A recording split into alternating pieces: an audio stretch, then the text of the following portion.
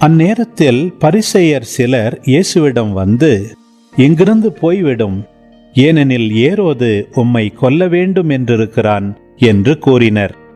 அதற்கு அவர் கூறியது, இன்றும் நாளையும் பேய்களை ஓட்டுவேன், பிணிகளை போக்குவேன், 3ஆம் நாளில் என் பணி நிறைவு பெறும் என நீங்கள் போய் அந்த நரியிடம் கூறுங்கள். இன்றும் நாளையும் அதற்கடுத்த நாளும் நான் தொடர்ந்து சென்றாக வேண்டும். ஏனெனில் இறைவாக்கினர் ஒருவர் எருசலேமுக்கு வெளியே மடிவது என்பதை நினைத்து கூட பார்க்க முடியாதே. எருசலேமே, எருசலேமே, இறைவாக்கினரை கொல்லும் நகரே, உன்னிடம் அனுப்பப்பட்டோரை கல்லால் எறிகிறாயே. கோழி தன் குஞ்சுகளை தன் இறக்கைக்குள் கூட்டி சேர்ப்பது போல நானும் உன் மக்களை அரவணைத்துக் கொள்ள எத்தனையோ முறை விரும்பினேன், உனக்கு விருப்பமில்லையே.